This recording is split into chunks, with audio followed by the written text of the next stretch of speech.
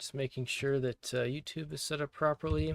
I had a feeling that we might have a lower show up in the Discord for today, just because I had to start later. I do apologize for that. Um, Unfortunately, we also have the daylight saving time switches coming up here within the next month or so, so that'll be interesting as well.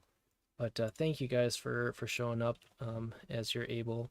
Of course, we will be recording, sending this over to YouTube, and go ahead and post the link to that as well. Can we just get a shout out to Grom for the incredible artwork for today's AMA? Such a cool thumbnail.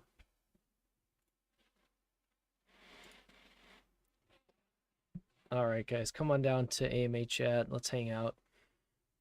First in the stage, been a while. The 2 weeks went by slowly this time. It's been an interesting 2 weeks, none to say the least. Sinner, how's it going? Yeah, Grom is a beast.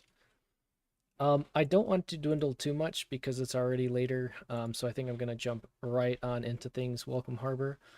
And not many questions at all this week, actually, but that's okay because I still have a lot to talk about. And we're going to start with the elephant in the room, which is USDR. So, unfortunately, I'm sure you've noticed there are conditions that have harshly affected the peg of USDR. It appears that over a short period of time, all of the liquid DAI from the USDR Treasury was redeemed, leading to an accelerated drawdown in market cap and panic selling. They have the real estate and digital assets still backing USDR, and to my knowledge, these will be used to support redemptions, but those assets face liquidity issues. So as a result of this, and because of STAR's pairing, that has affected STAR as well. So as a result, Sphere has de-risked our position in USDR. Overall, this has been a very fast-moving situation, and we will continue to react swiftly as warranted. And then once everything has fully settled and stabilized, we will then be able to communicate more effectively in terms of the process that we took.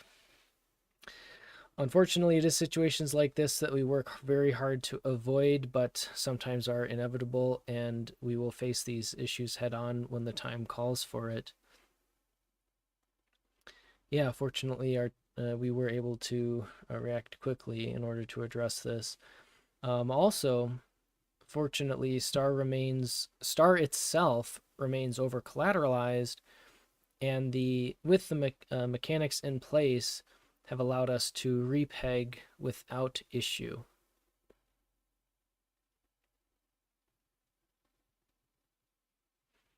Oh man. So T1 sharing a Twitter post of someone who swapped 131,000 USDR for mere pennies. Man. That isn't panic selling. I'm not sure what is. That's very, very unfortunate.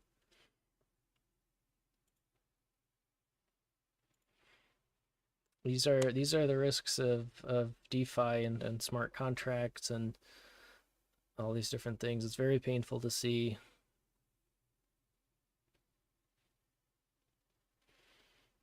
So yeah, I did want to address that right out of the right out of the bag.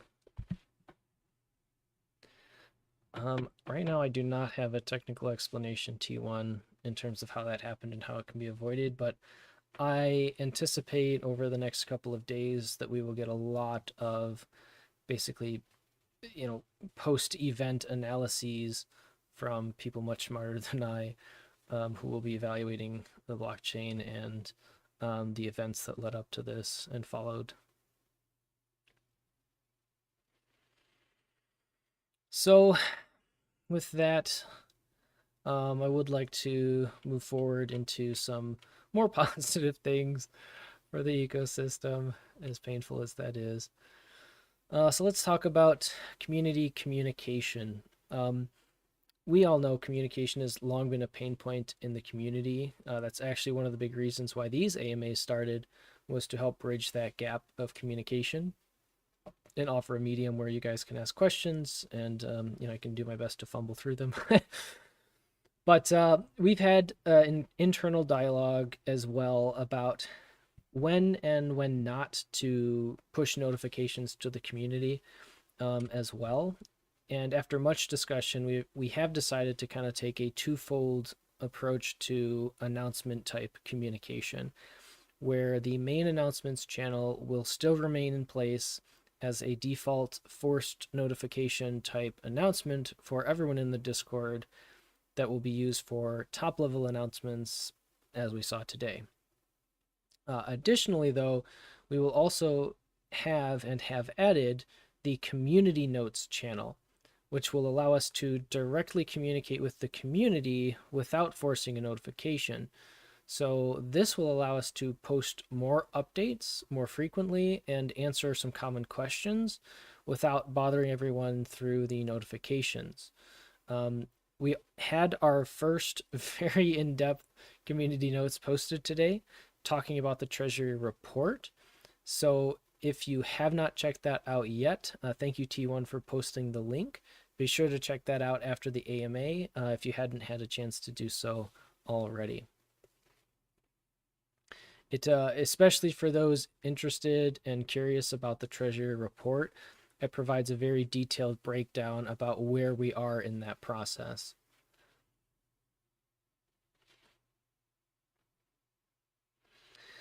Sim has also clarified in the chat that he has stepped back from the chat and stepped back from actively moderating the Discord to allow other members of the team to do that so that he can focus on development. But he did mention he, of course, still continues to read and monitor the chat versus moderate it. He did have the chance to emphasize that in the past, the primary focus was on Sphere itself, but now there is much more product development taking place to build out the entire ecosystem of Sphere, which requires much, much more time and focus and a lot of balancing of multiple different things. So we want him to be able to focus on what he does best, which is why others, including myself and CryptoFat, for example, have been and are stepping in to provide more of that communication.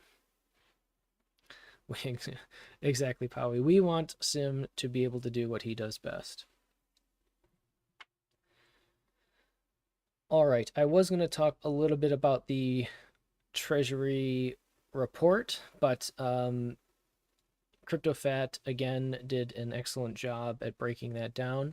So I will defer folks to the community notes that they can take a look at after this AMA to get a good sense of where we currently are with respect to the Treasury report.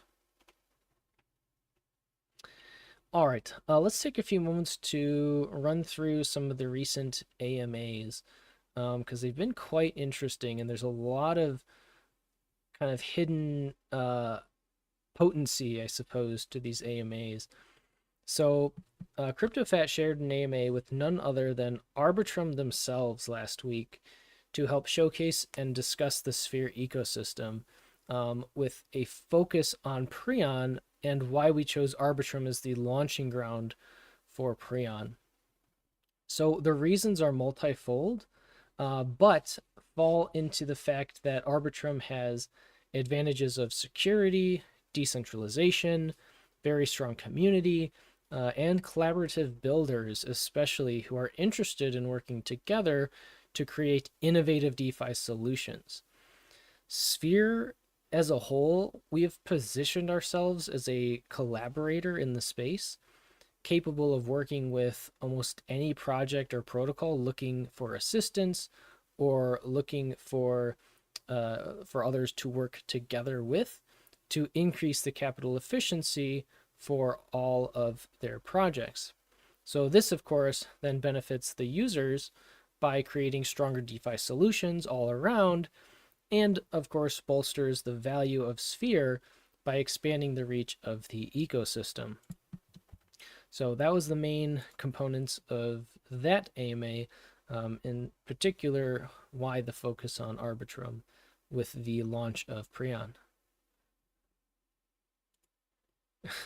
Eating burritos and listening to Price. Nice.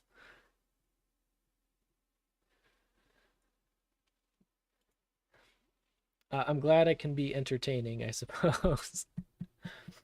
All right. In addition to CryptoFat's awesome work with Arbitrum, we had Nevis share an AMA with Retro earlier this week, and I plan on releasing a AMA recap this Friday for that AMA.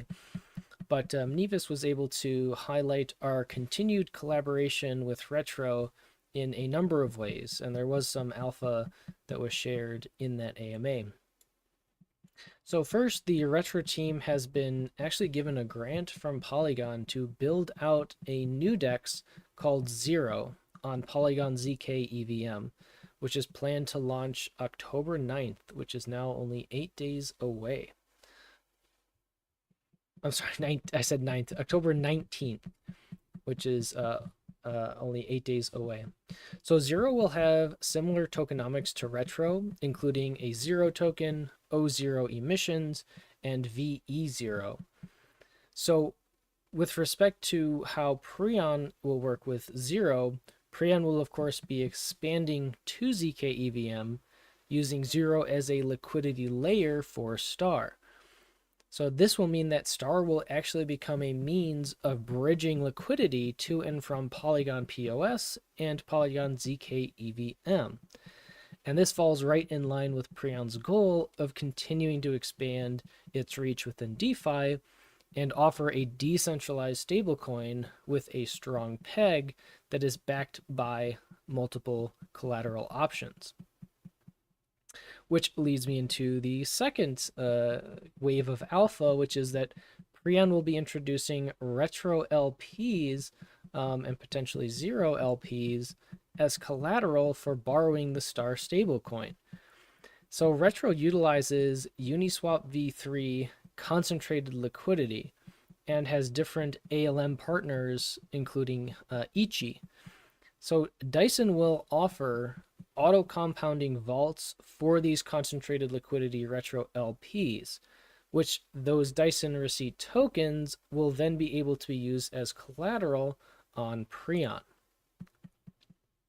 So this is really where the ecosystem flywheel, or cogs in the clock, as I love to say, really begin to turn. And I think this will allow users to continue to earn their auto compounding concentrated liquidity yield that's automatically managed on these blue chip token pairs, while simultaneously being able to borrow the Star stablecoin to use in a wide variety of yield farming strategies, all for the purpose of amplifying yield. So again, this is an excellent way to really showcase what the ecosystem is capable of and how powerful and helpful these collaborations can be. And in fact, within that, Prion will actually be the first CDP to accept UniV3 style LPs as collateral. Expanding a little bit more into that, the UniV3 style LPs are different from UniV2 because, again, those V3 LPs offer concentrated liquidity.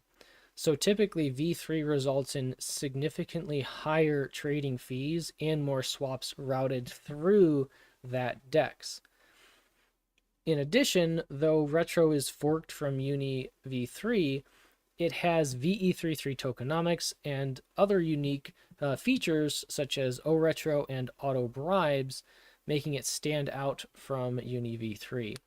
But at the end of the day, we are very happy to be partnered with such an awesome team of builders. And it's going to be very cool to see these ecosystem components start to fall in place and have everything line up and start to stack like Legos or like cogs in a clock. T1, is Star close to being ready on base yet, or is that on hold for now? I would say it's on hold for now. The things that we're kind of talking about and the things that you've seen recently have been the main priority. But that is certainly still in the cookbook, so to speak. Just a quick word on with respect to that also in things being in the cookbook.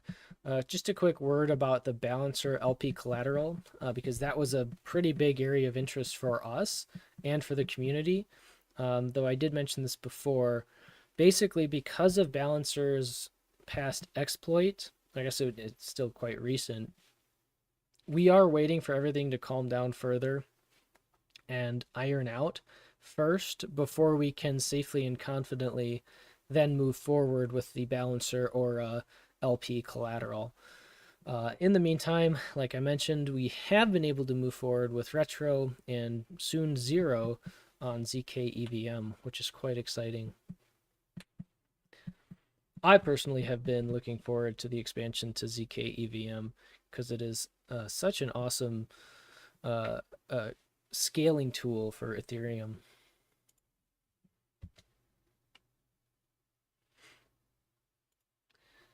I think many of you have participated, so thank you for participating. But we've had a couple of our quiz time events take place now in Discord, where anyone and everyone from the community can join in and win some Sphere token prizes. And I believe our most recent winners were Carpe Liam, our very own T1, and Osaz. So congratulations to all of you, and best of luck on the next series of community events.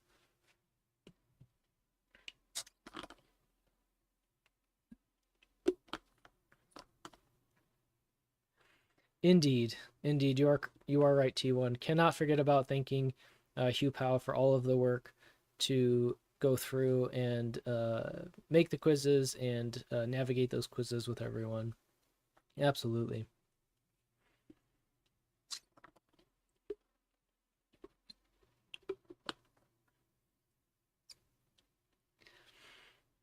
Ah, yes.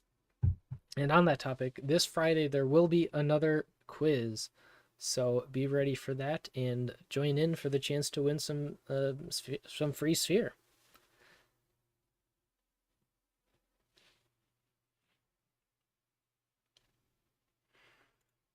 Oops.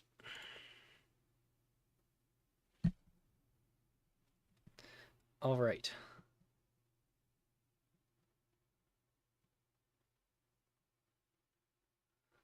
Um, I would let me take this as a quick reminder for everyone who has governance tokens that once again we are coming up on the epoch switch. So please be sure to use your governance tokens. And or if you have YL Sphere, be sure to check in to see if you have any unlocks coming up and if you need to relock or withdraw. Of course, whichever you need to do.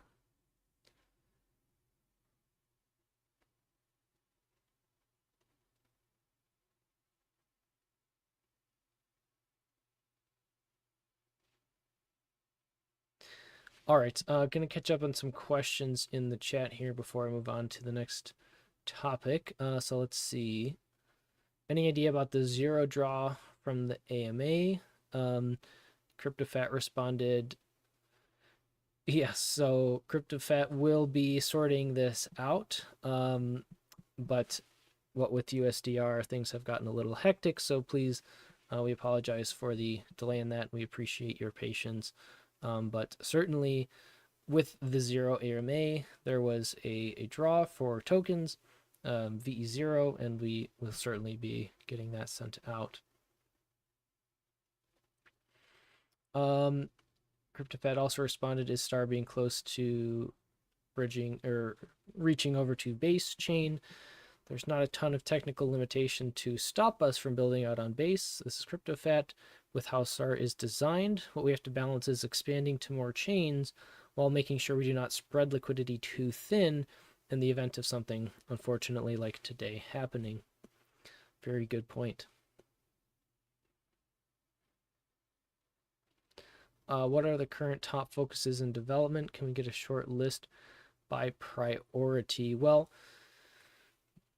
the pretty much still at the top of the list is getting Prion further into gear. You know, Prion is still in its first phase of launch, and there is a lot still that we want to build out, including the second phase of Prion. We also want to make sure that we can get Sphere Lend built out in order to get all of these ecosystem components in place to significantly amplify the yield potential.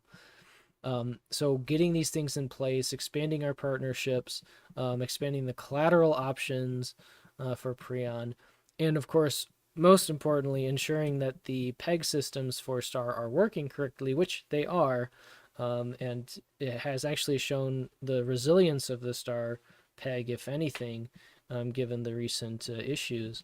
So overall, things have been going quite well. It's just a matter of building these things out, continuing to work on these things, and building out these partnerships. Exo, any plans for a stars or a pool auto compounder for a star? Oh, such as through balancer.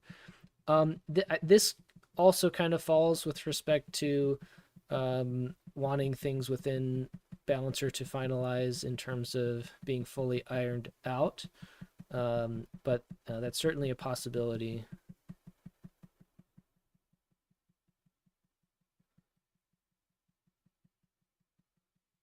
Oh, take care, Powie. I know I do apologize for it being later than normal, and I know it's already late for a lot of people. So thank you for being here. But it is being recorded, of course, and will be on YouTube.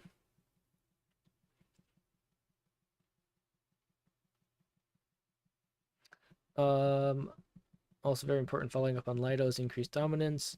Yeah, there's been increasing concern about over-centralization of Ethereum. Any plans of adding RETH, ETHX, or any other ETH liquid stake solutions? Yes, that has been certainly discussed. So that's certainly a possibility. Are all the exotic strategies planned for Dyson going to involve potential collateral for Star? I guess I would have to ask in what way.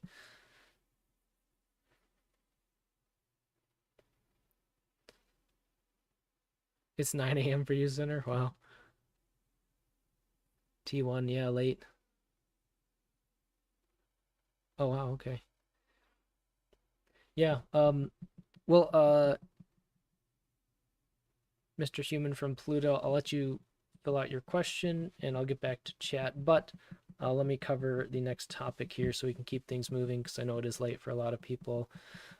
Just wanted to talk about Sphere in general because I wanted to take a moment to really remind everyone why we're building what we're building, because it can sometimes be easy to get lost on that with everything we're building. So ultimately, we want to create a very highly efficient, capital efficient ecosystem that incorporates many aspects of DeFi in collaboration with many different teams to generate as much yield as possible for Sphere. That yield then gets funneled to the Sphere token, be it via YL Sphere right now, or via VE/SP Sphere. So it then becomes a continued balance in the market for token price versus yield.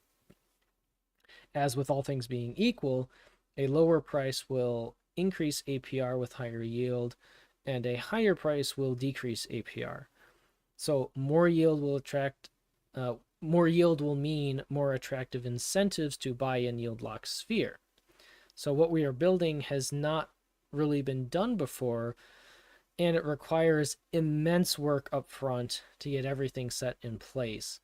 So the wheels are going to turn slowly for a while, but gradually we want that ecosystem to pick up speed as that potential for yield generation begins to increase exponentially with each new piece of the ecosystem.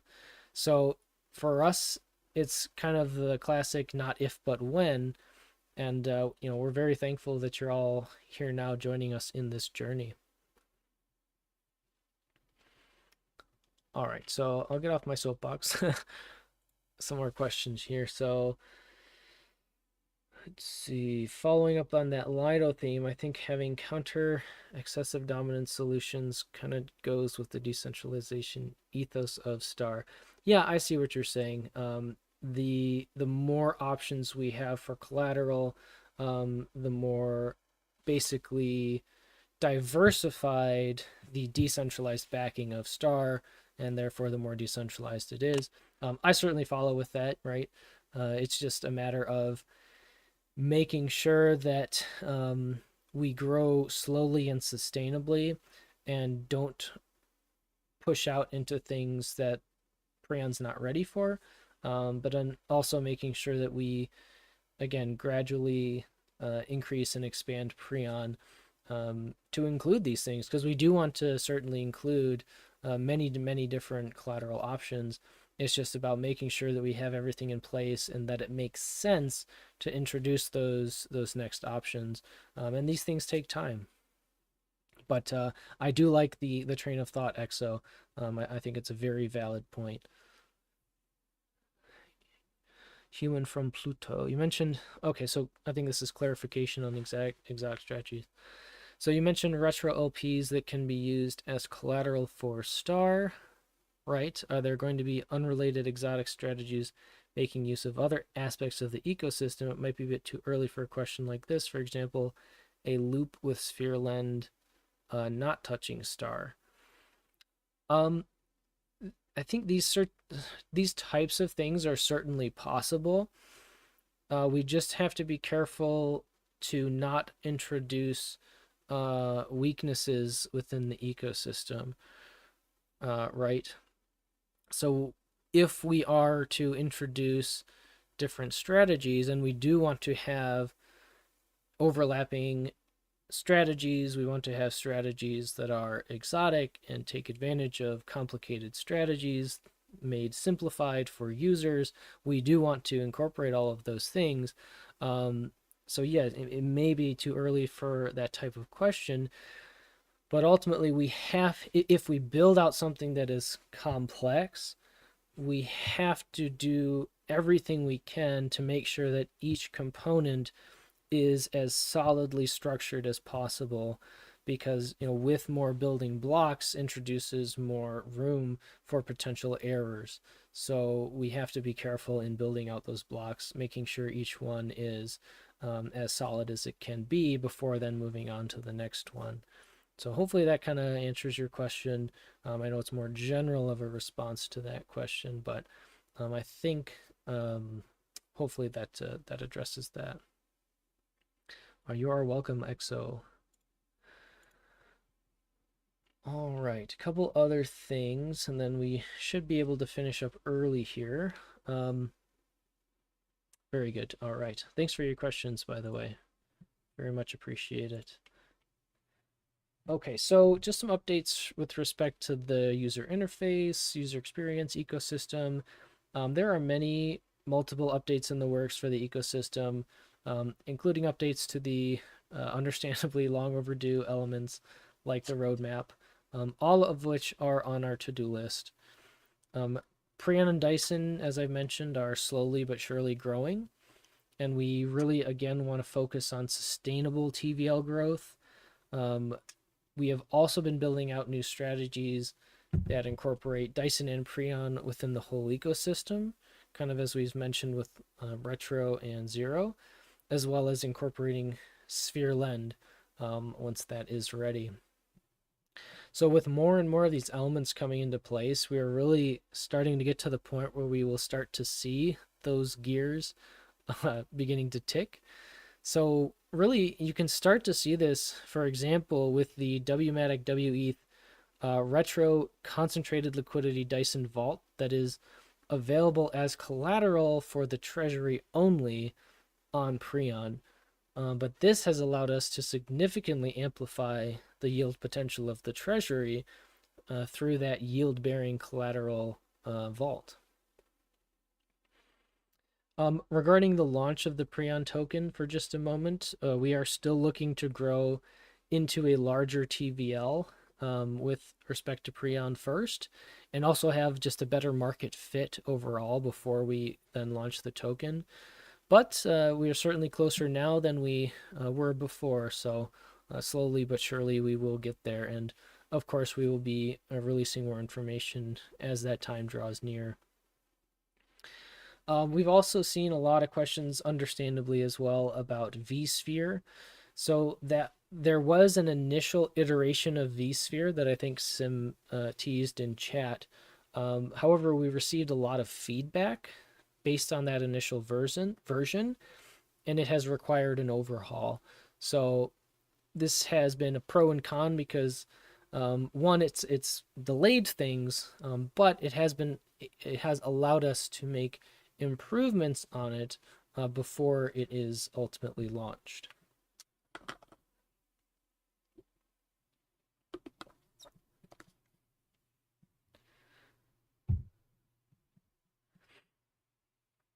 And just a general comment, there has been and will continue to be a lot happening in the background. And sometimes it just takes time for everything to get fully organized and settled.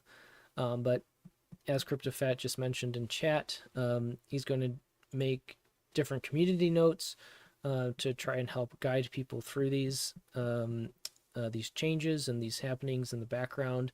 For example, a post on vSphere, gathering information about that and preparing a community notes so that you guys are more informed. How large is the group of testers providing feedback? Is it from within the team or a select group outside testers? Just curious. I don't know exactly, to be honest, but I believe it's from both within and outside the team.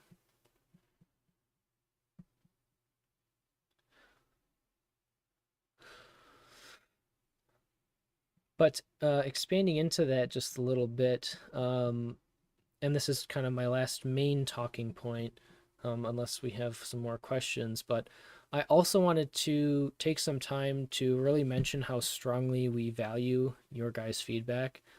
There have been countless suggestions, recommendations, and constructive criticisms from the community, and many of these we have then integrated into the ecosystem and or into our workflow. So please continue communicating with us. Please continue giving us your feedback because it is incredibly helpful to have that outside view, and it can help shape, what we do. We may not always incorporate what is suggested or said, and we'll communicate the reasons for that as we're able to, but simply by voicing that feedback, you will at the very least help us then consider how we can address an issue or potentially implement some changes that can ultimately improve the experience for all users. So for example, recently in the chat, we saw some interest for adding Bitcoin as a collateral option in Prion, and certainly something that is possible and community proposals can be made. The only caution we had offered was that we want to avoid any centralized versions of Bitcoin. But just an example to, again, really reinforce that we value your guys' feedback and we really appreciate the feedback you've already given.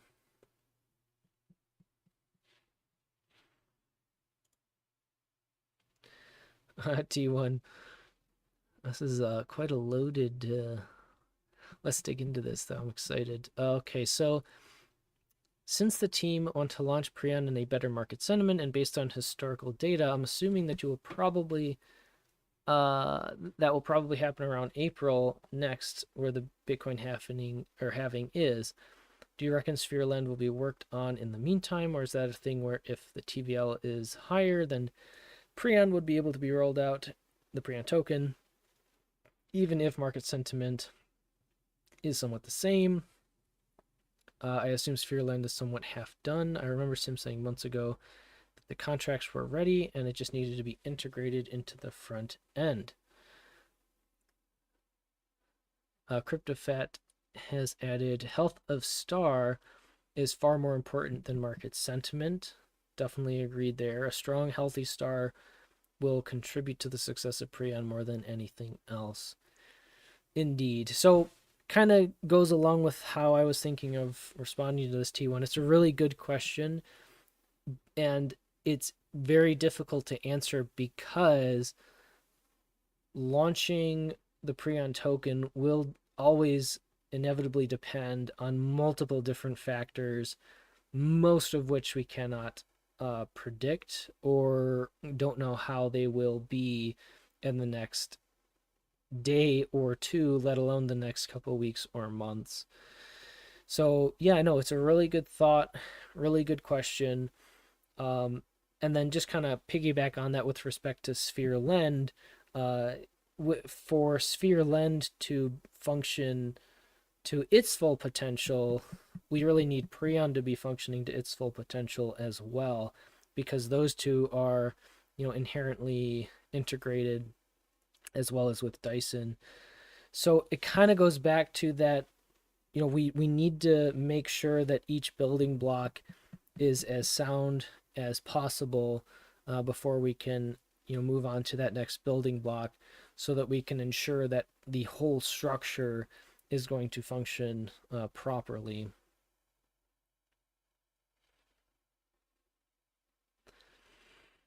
But very good question. Human from Pluto, how over collateralized is star? Is this a static or dynamic number? I guess you would say it is dynamic because um, it's a CDP protocol, right? So you can deposit volatile tokens over collateralized in order to borrow star. So if the value of that volatile collateral decreases, then from a US dollar value, the amount backing the star token is decreased. We've already had a number of liquidations occur successfully, so we know that the Prion systems that are in place to protect the peg are functioning properly.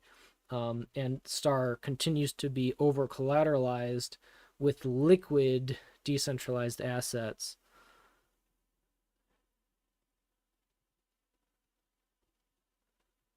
Within the expected range, would it be intentionally increased in poor market conditions rather than just due to the token appreciation or the reverse?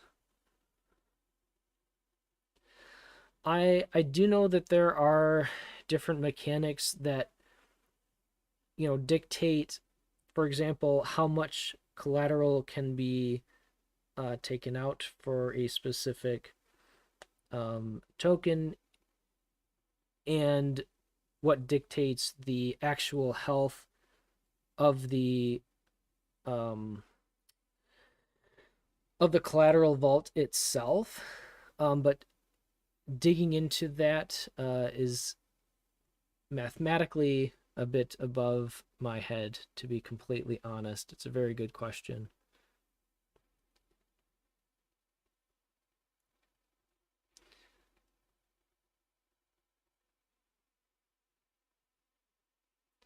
But I guess more to the point, the systems in place to address the and maintain the peg of star should function whether we are in poor market conditions or positive market conditions.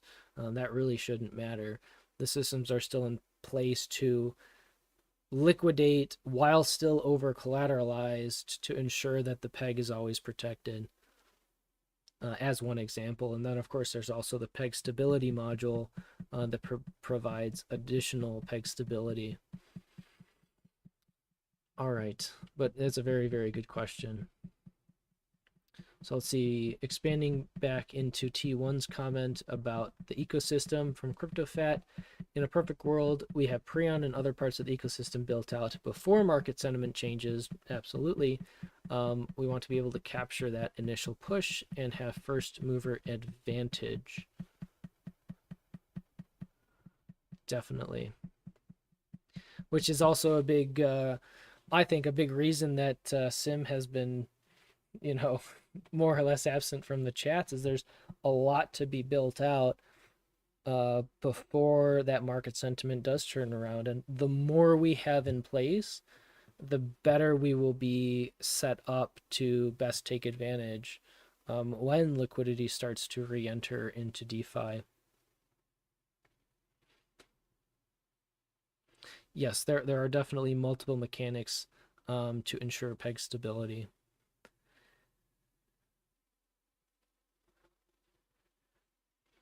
Wow, really good questions this AMA. Um, so thank you everyone for contributing. Any other questions? If not, we'll probably finish up here again because I know it's very late for most people. But also I am now through all of the main topics I wanted to discuss this week. Or I guess this bi-weekly.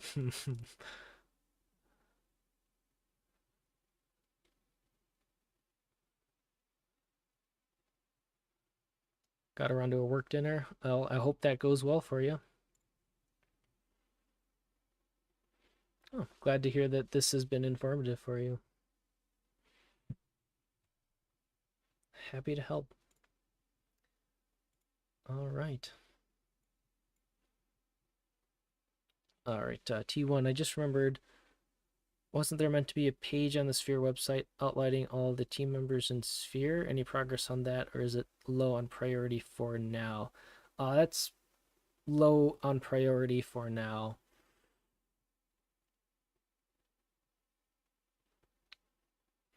I knew I knew CryptoPat would respond. I was waiting for it. Yes, but thank you, sir. Thank you. All right. Any other questions? All these are great questions this time. A lot of good engagement. It appears not. So I won't hold you guys up any longer. Thanks so much for being here, for listening in.